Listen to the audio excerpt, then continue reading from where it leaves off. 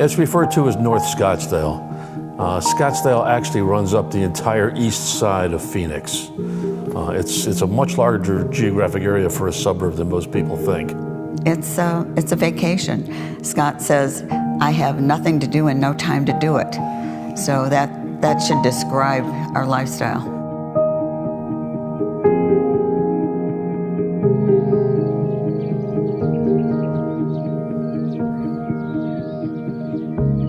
We just thought that the view was what we wanted, and the atmosphere was what we wanted. Not being builders, we thought we got to talk to somebody that knows whether or not it's a good lot to build on. We are very much in favor of finding someone, which we did at Mark, that is not only the builder, general contractor, but also the architect. To practice here, because it's so unique to the rest of the world, the designs are so incredibly cool.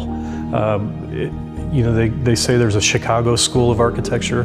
Well, I think there's an Arizona School of Architecture, and we are all practicing in a very unique vernacular.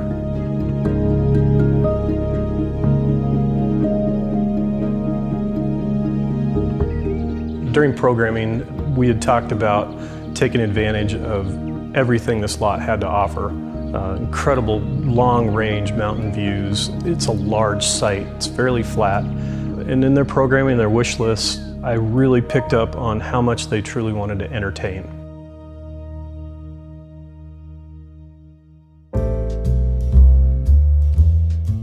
When we designed the house with Mark, we were after a couple of things for first impression as you pull up to it. When you pull in, you've got the porte cochere out in front that is blocking a little bit of the view of the front door. You have to pull around it, which adds some privacy and it adds a little bit unique design. We wanted the entrance to the house to be warm, friendly, nicely done, but informal. As you enter the house, you are looking at the great room in front of you. I love to have the back wall open. I love to have all the windows open that I can. There's never enough glass in a house for me.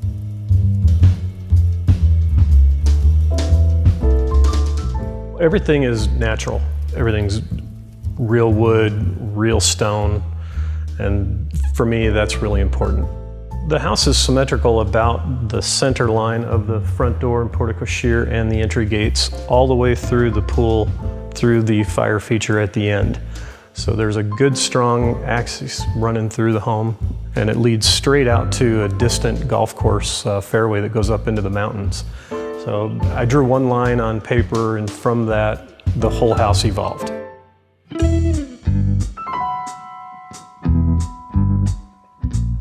I won't suggest to you that drinking is an important part of my life, but we're drinkers, we're not collectors.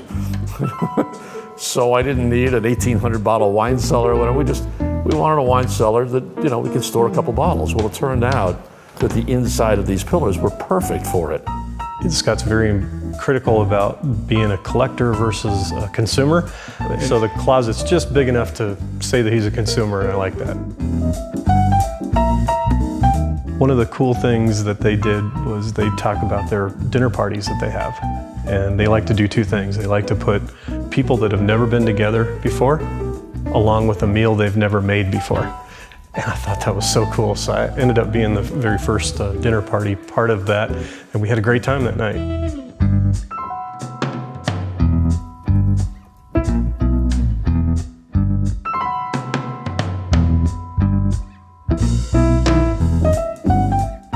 He is an expert at breakfast.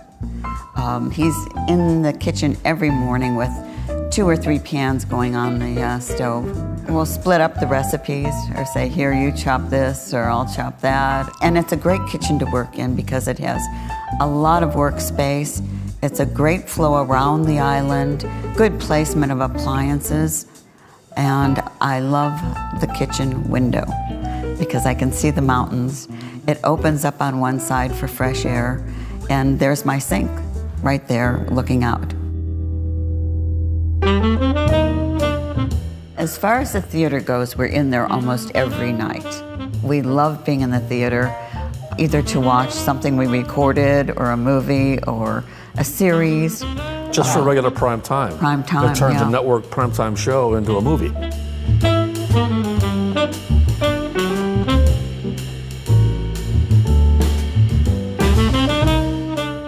The right side of the house basically has our living space. Scott's man cave is to the left, where he has his drum set and his desk and his easy chair and his large TV. Well, interestingly enough, I played at Belinda's prom. Really? We didn't know each other. I have a visual of him, yes, with long hair and suede boots, yes. When you open the door, you see a glass wall that has our sitting area, our 2 chaise lounges. And that's where you'll find me when the weather is too cold or too hot to go outside. That is my reading area. As you turn left, you see the fireplace, and there's a television along that wall also. Our bed is built in, like all our bedrooms here. But the master, I wanted it to be another oasis away from the entire house. So the sitting room is focused due east, allows the morning sun in. They can block the sun when they don't want it in the morning, where the bed is, but the sitting room absorbs it all day long, which is fantastic. We have over, I think, 90 lineal feet of full height, full depth cabinetry in there for the closets and the bathroom vanities. In this particular case, the closets become part of the bathroom. Even though they're separate spaces, they flow together and it really works. But as you go through that and turn into the open area, just like every place else in the house, we wanted to bring the outside in.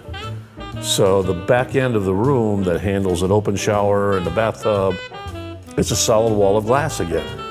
And that solid wall of glass opens to a private area that's been landscaped very nicely and contains an outdoor shower.